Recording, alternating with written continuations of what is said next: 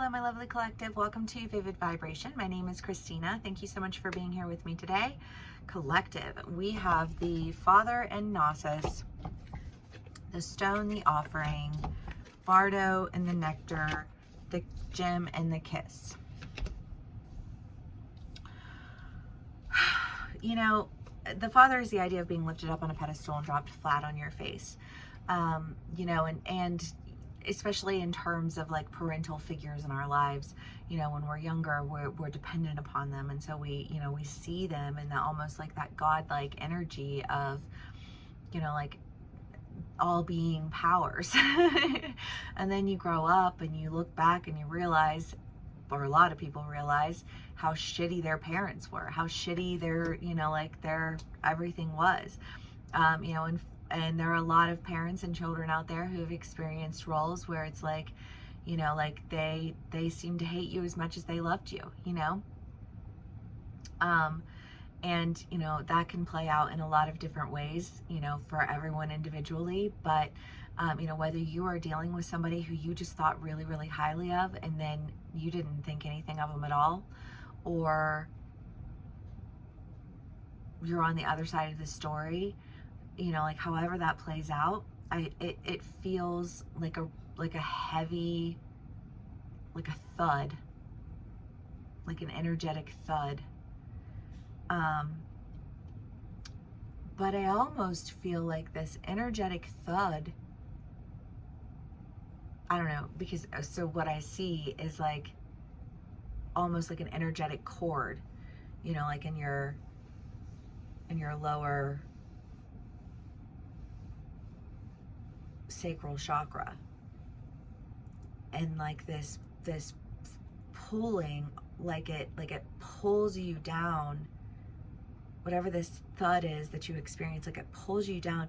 But when it pulls you down, it's almost like it pulls you back into something, because the stone is the idea of an anchor, and no matter how far you go, you'll always be brought back to where it is that you're supposed to be. And I just kind of feel like this, like you got brought back down to where you were supposed to be. But it's like when you're brought back down to where you're supposed to be, things look so different.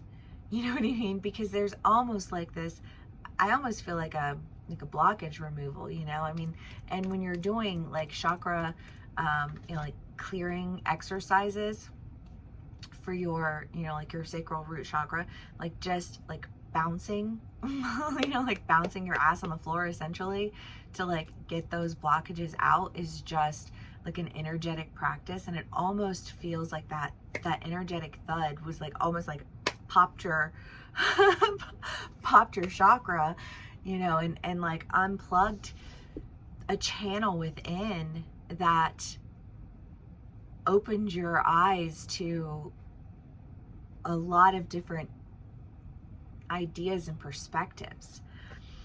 And when it did, it brought you back to yourself. And then and that feels like an energy over there. The offering, the nectar, the gem, the kiss. I mean, the kiss is like my favorite romance card because it's sex, it's passion, it's romance, but it's also, there's something so tender about it. There's something so committed, you know, and like in a sense of loyalty. And I just kind of feel like there's a relationship, you know. I mean, the gem is, you know, like value and romance, and the nectar is just like wanting, you know, wanting to reach out, wanting to, you know, like experience something. And I just kind of feel like there is this offer. I don't know which side of the story you're on, you know what I mean? Because if you are experiencing this opening, and this opening, you know, like when you experience it, makes like sends you in this direction where you want to do this, or it opens and like it opens you, and then you receive something that's like, do you know what I mean? Because like, one, I like, what energy are you? Are you in the masculine energy, the feminine energy? Are you in the, you know, like in the, because there are always going to be different roles that people are playing. So when you're doing especially a collective read, but collective reads in general, you know what I mean, are just like you have to take it how it resonates for you.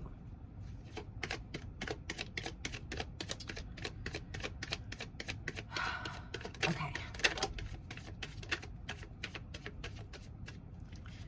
The Eight of Cups, the High Priestess, the Seven of Wands, and the Ten of Swords. Well, you know, honestly, I feel like when you unblock your chakra, you know, literally, or, you know, like figuratively, something in life happens that, you know, like it jolts you in some manner, you know, but I just kind of feel like there's a like a release, an emotional release that occurs when this chakra pops. I know this sounds so like y'all, listen, I'm just channeling here. But I mean, again, it pulls you out of this sadness. It feels enlightened. It feels, you know, like you were like brought back to yourself. And when you were able to really think clearly and feel freely and open yourself up energetically, great things occur. Okay, I know, I should.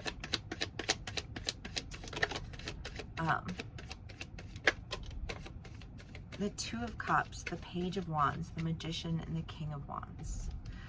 Well, the Two of Cups is the idea of, I mean, the story in the deck is like a couple that's separated who know that they won't be separated forever, but, you know, they're just kind of like in that state of longing because they're not together. So again, you know, with the whole relationship thing, I don't know, maybe there's somebody who you just feel like you've been like separated from for whatever reason. I mean, it could be your family, it could be friends, it could be lovers. This is feeling a lot more like lovers, but general reads, it really can be anything. But whoever it is, however they, you know, resonate in your story in this manner, you know, the Two of Cups is separation. And I feel like you've felt very separated in a lot of ways, and I feel like there's just been this root chakra blockage that just like it's not blocked anymore, whatever that thud is, that energetic thud. Seems like a great thing. The King of Wands, the Magician, and the Page of Wands. Well, the Page of Wands is ready to go. Again, I feel like this, like once that happens, there's just this like this excitement, this anticipation, you know, and I think a clear channel to really like call on your magic.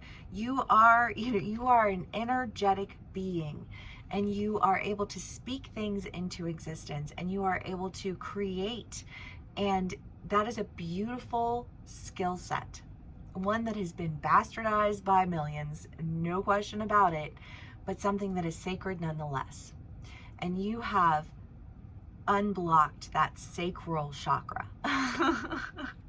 And when you do, I just feel like you take action toward the magic that you, like, with the magic that you feel streaming through you in this new state of existence. Collective, this is fun. I like this. Okay.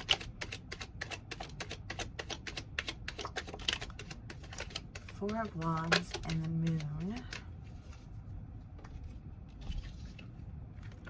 Six of Pentacles, the Wheel of Fortune, the Two of Wands, Four of Wands. Well, I mean, so the Six of Pentacles in this deck is more of that idea of like steal from Peter to give to Paul. And I feel like whatever that blockage was, there was a sense of, I think, just an unhealthy exchange that really just needed to end. And whatever that is, however that plays out for you, it does feel a little bit like a thud when you get pulled back down, but that thud, it's like it pops, whatever that, however that, I don't know. I mean, like what could be a thud? You get fired, you know, you're just like, oh my God, I just got fired. You know what I mean? Or, you know, like you're like a relationship just ends and you're just like, what, it's just over. Do you know what I mean? Or something with your family and you know, you're just like, whatever that, like, however that plays out, but it's just kind of like this thud seems to like bring you down. When it does, and no, it doesn't have to be anything that extreme. I'm just giving extreme examples because those are the easiest ones for us to just instantly wrap our minds around, right? But like whatever this thud is for you, it does feel like a maybe not like a monumental type of thing, but like something that really just pulls you down. But it pulls you back down into yourself. It clears you, it aligns you, it empowers you, and it turns things around for you. The Moon and the Four of Wands.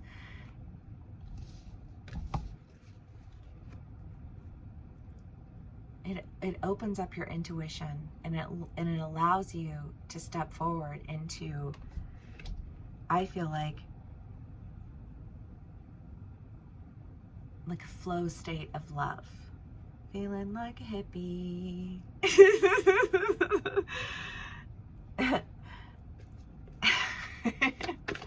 Okay. The Hunter. I mean, yeah, again, I don't know how this will play out for you, because I feel like, again, general collective reads, you're going to have energies that are experiencing all different parts of this story. And so, you know, like however it plays out for you though, it feels like whatever this openness is that occurs that aligns you, either it sends you in a direction or it sends somebody in your direction. But it's almost like that channel opens up, and when the channel opens up, like the frequencies are aligned and the directions are set. Do you know what I mean? But like the frequencies weren't gonna align as long as your sacral chakra was blocked. I don't know. You know, but there we have it, folks. If this does resonate with you, please do give me a like, share, and subscribe, and I will see you again soon. Bye.